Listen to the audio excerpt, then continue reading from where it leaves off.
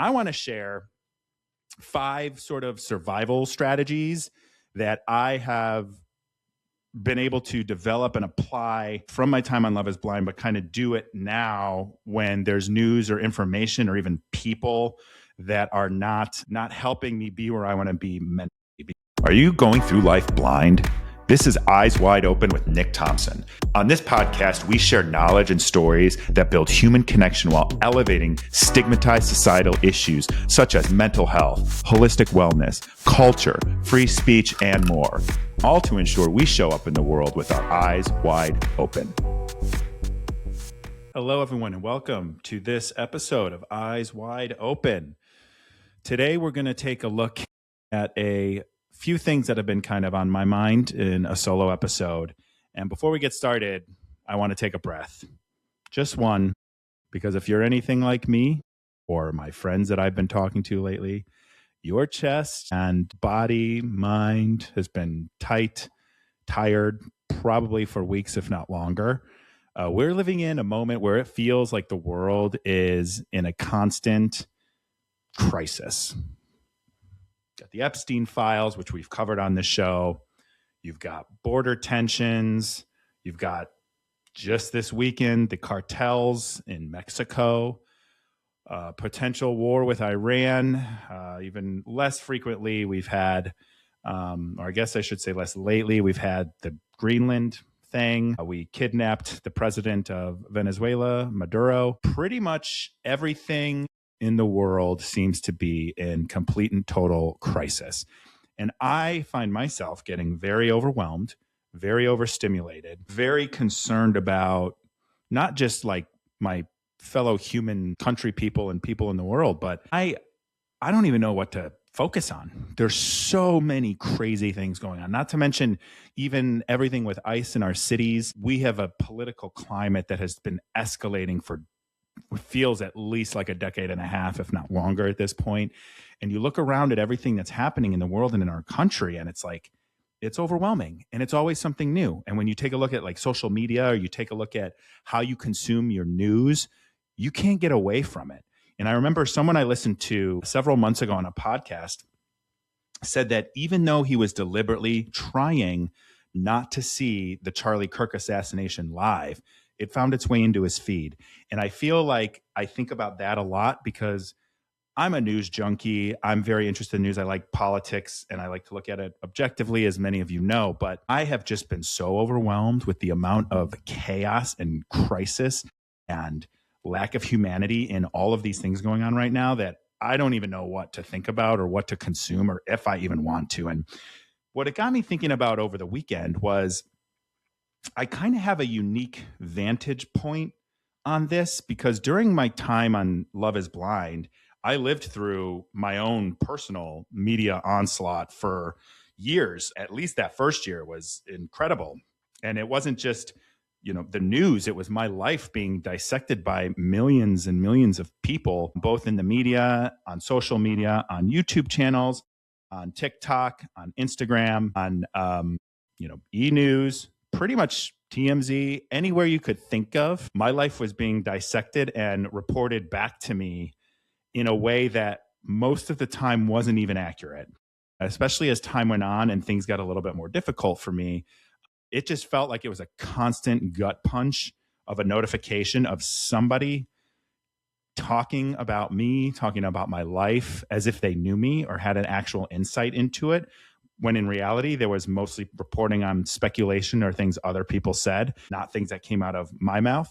And so I remember at that time, as difficult as it was and as challenging as it was, separating myself from having that constant onslaught of notifications about myself taught me a lot of valuable skills and ways to approach how I consume my news, how I consume social media, and make sure that it's in a way that works for me and that isn't damaging to my mental health like it was during the time post the show. And so I feel like even if I stopped looking for a second before, I was always just a notification away, whether it's through Instagram, Google, some other form of an alert that would come through, someone messaging me or texting me or calling me about something they saw in the news about me. I was just in this constant state of fear of even looking at my phone because I didn't know what I was going to be blindsided with.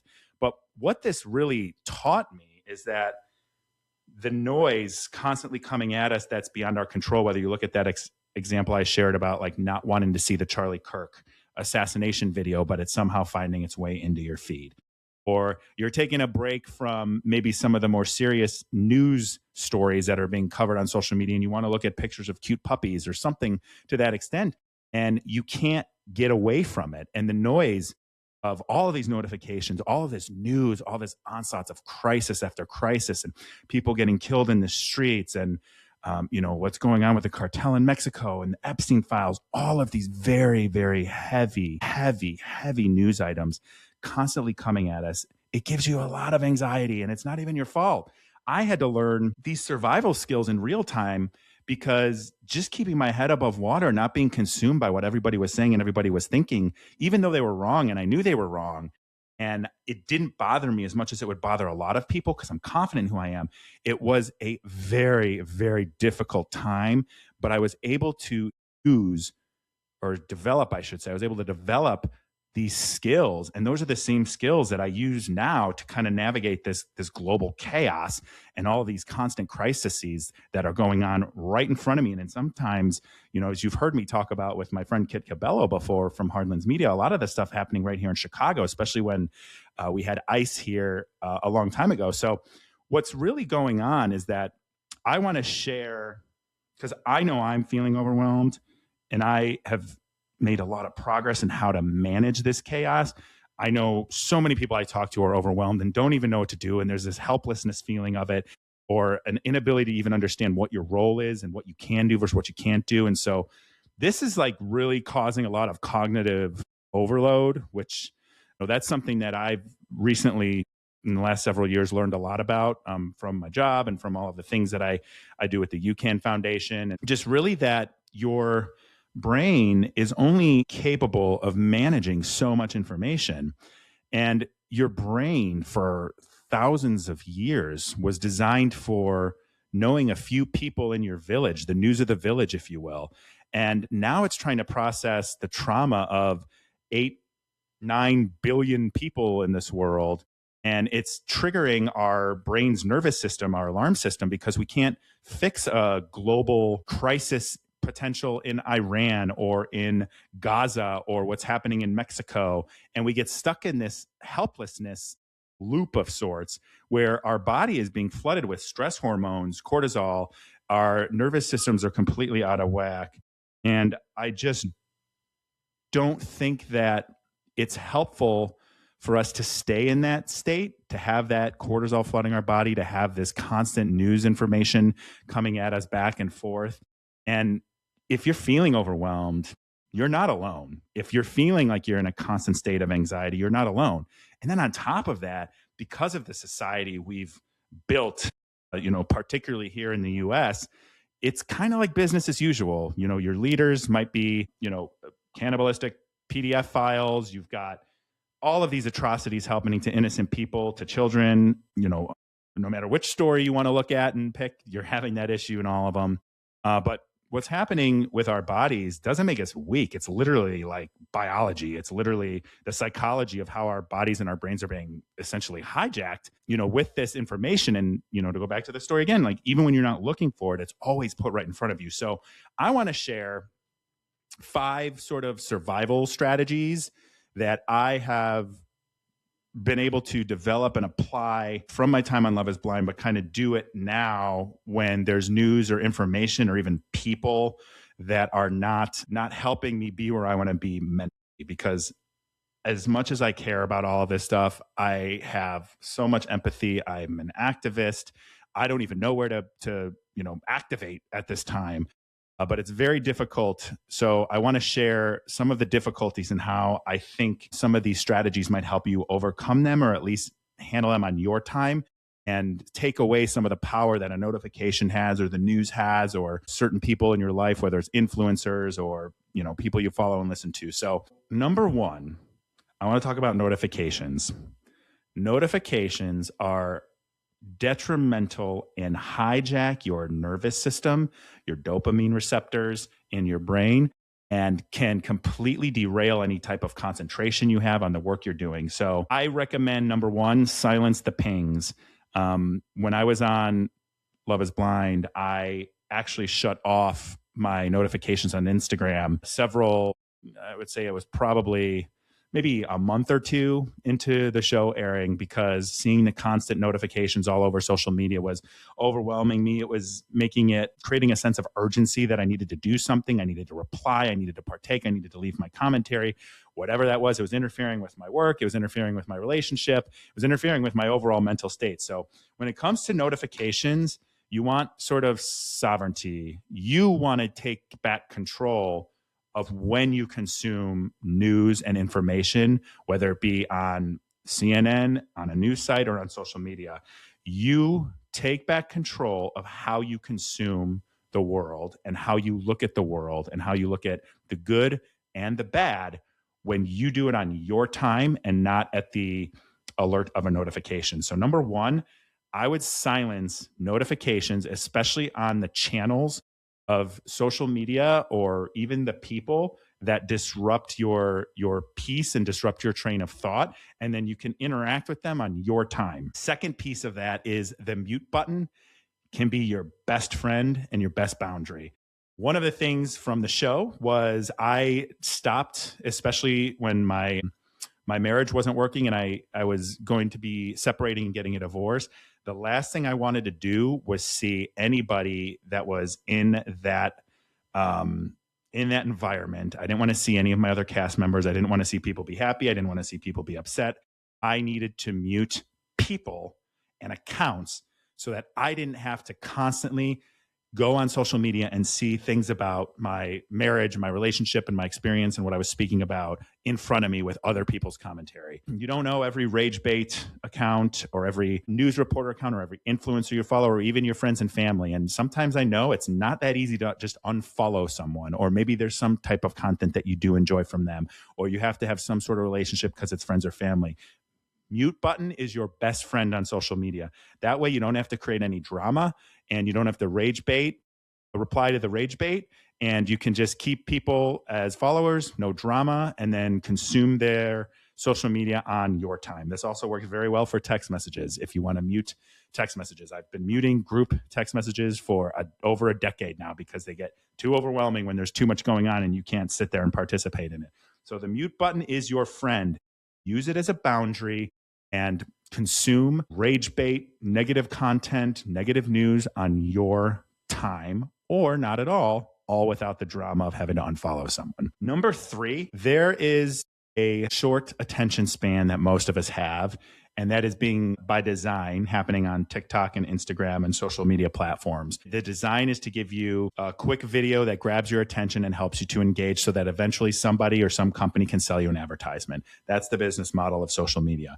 Slowing things down by sort of getting some information from longer form content where you can be engaged and you can listen and you can get perspective, whether that's through a podcast, whether that's through consuming a news show or a commentary show, or going to YouTube or Rumble or Kick or anywhere and finding long form content where they're actually breaking things down in a less sensational way that you're used to getting on social media. It's basically like the old headline theory, the old clickbait theory, but now it's being done with like frantic crisis videos that keep your brain consuming quick information that is in a lot of cases toxic or damaging, or creating that nervousness and anxiety and hopelessness in your head. So slow down and, again, unfollow and mute some of these social media accounts that are reporting sensationalized, or even if it's not sensationalized, very curated short pieces of content that are going to make you feel frantic and make you feel like you're out of control and make you feel like the whole world's in crisis. Even though it might be, that doesn't mean that that's good for you to consume. So slow your news diet down by listening to longer form content, reading more, and engaging less with these negative news stories through quick, frantic social media videos. This one This one isn't for everyone, but I do think that one of the challenges of what happens for us is there's this like balance and responsibility feeling that most of us have, where you see something that is happening and you feel the need to do action because something is wrong. And that's an inherently human thing, to feel empathy, to want to help, to want to do the right thing, want to help others, want to protect children, and want to protect people from violence. But the reality is there's very, very little that we actually have any control of, especially in a situation where we're getting all of these massive global and national events coming at us, where you just feel completely overwhelmed, completely helpless. Even if you want to do something, you have no idea where to even start. So my recommendation, and what I've done that's worked for me, is that you focus on what you can control and try to consume with caution things that you cannot control. And I'm not saying don't be informed. Like, we all want to be informed of what's going on in the world around us for the most part. So I'm not saying completely ignore all of that, but like, if you're going to watch social media or the news or listen to a long form video on a topic, like, think about to yourself, what can I do here? What can I do locally? Is that maybe I'm calling a congressperson? Maybe I'm calling my senator. Maybe I am writing a letter. Maybe I am going to go donate to the food pantry. Find a way that you can take all of the empathy that you have for people who are suffering or what is happening in the world, and find a way that you can contribute and give back locally, so that you can focus on what you can control and let go of some of these bigger things. If you feel like you want to go join a protest, if you feel like you want to make that phone call to your congressperson, if you feel like you want to go donate to the food pantry, or do something as simple as calling a friend and asking them about their day, to get your mind into supporting something that you actually have control over. So you could call a friend and see how they're doing, check in on somebody, something that will give you back your power to channel all of the empathy and good that you want to do based on these large events into something local, into something small, into your community. That is a big game changer, because now you're taking all of that energy that's being riled up and you're putting it to good use for something that's closer to you and something you can control. I don't do this one, but I think this is a smart one. I think that, and I shouldn't say that, I do this.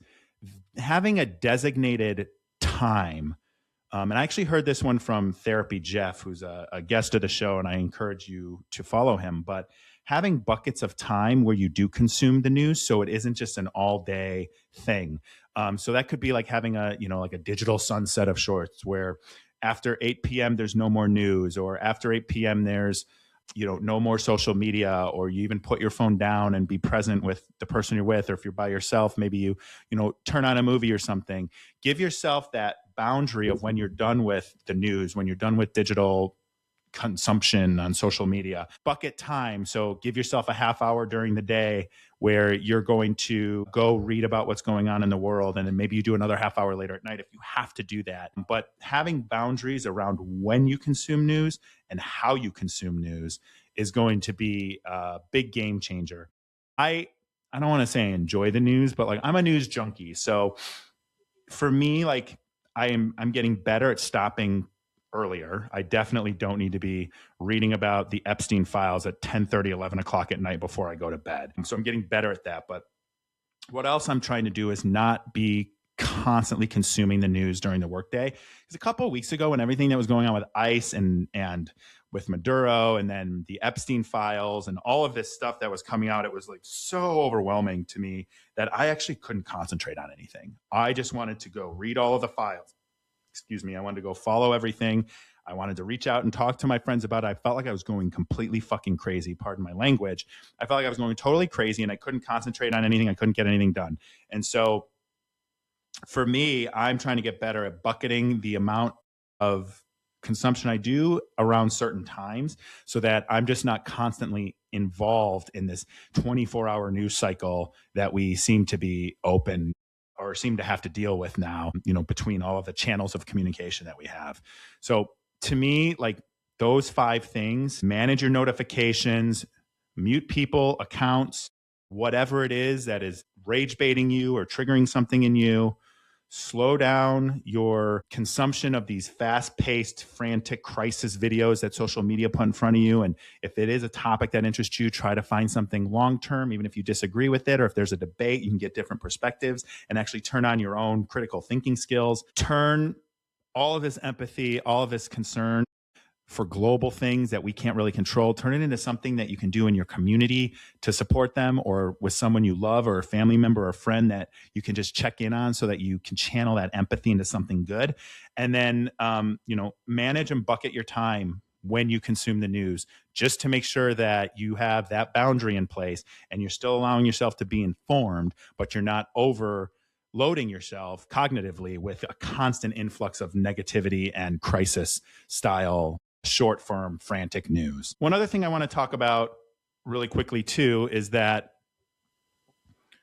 when I'm talking about these boundaries, I'm definitely not telling you to quit following the news, give up, or become a nihilist, because I don't think it's good for anyone to check out completely in the world that we're in right now, because it's going to take a lot of people coming together and a lot of activism to get some of these things that are so negatively taken care of in a way that represents the people. So the show's called Eyes Wide Open. I'm not saying to close your eyes. I'm not saying to say not my problem, or I can't do anything. It is what it is. So, forget about it.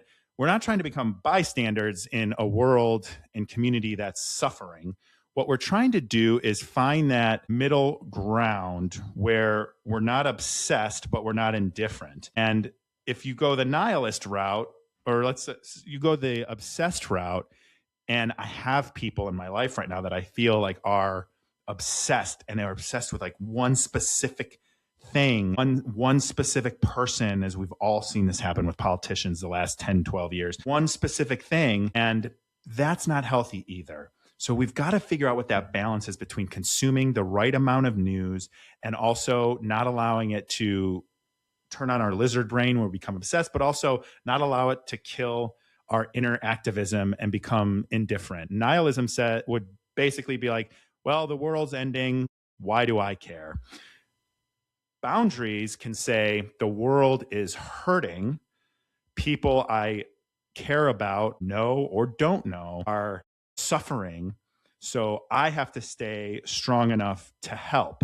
And then you navigate how you do the help, which we talked about already. So if you allow yourself to be emotionally decimated or triggered or upset by every single headline, every single video, you actually become pretty useless to any of the causes that you actually care about.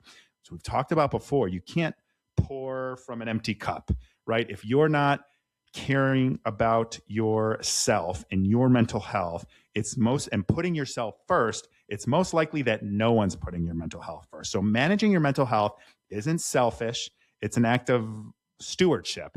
It's making sure you're functional, healthy, and you're a human being who has the capacity to volunteer, to show up in your community, to be present in a moment of crisis for the people that you care about and the people that care about you. I'm not going to sit here and tell people what to do and what to care about. I think that's what's the most important for you to figure out.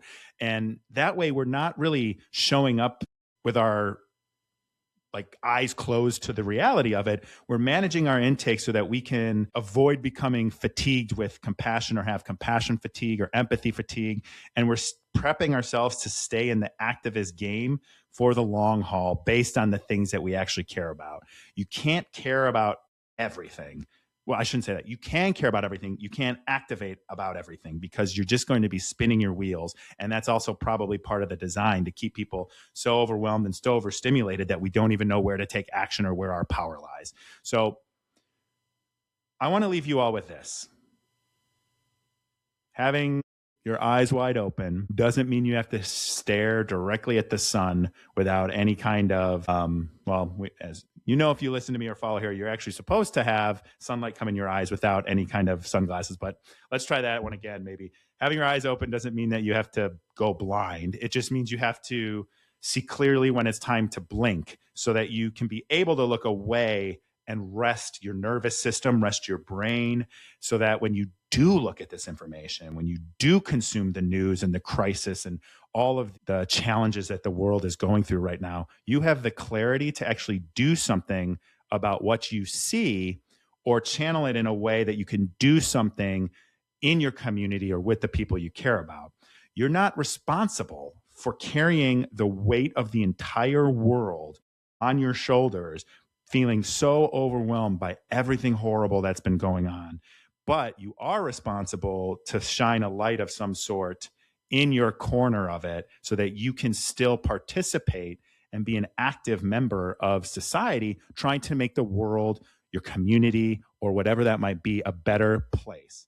So stay open, protect your mental health. I hope these tips help you. Stay active, but protect your wellness, protect your mental health. And if you felt your chest or your mind loosen up a little bit during this episode, chances are someone you know needs that too. So we're all drowning in the noise, the chaos of all the crisis constantly. So I hope that you found this helpful. If you take any of these tips, please let me know on Instagram, send me a comment, reach out to me however you think you can. I'd love to know if this worked. Please share this episode with one person, two people, multiple people, whoever you think might be struggling with all of this news and headline stress and video stress. Also, leave a review on Apple Podcasts, Spotify, YouTube, wherever you're getting this content from me right now.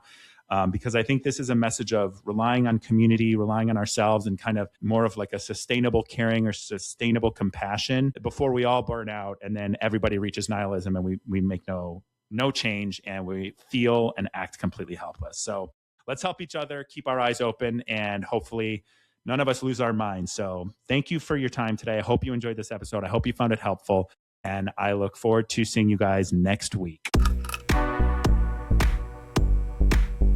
Thank you for joining us on this week's episode of Eyes Wide Open. If you enjoy the show, the best way to support us is by sharing or dropping a review. For more information and content, check out engagewithnick.com or find me on Instagram at nthompson513. Don't go through life blind. Do the work so you can show up in the world with your eyes wide open.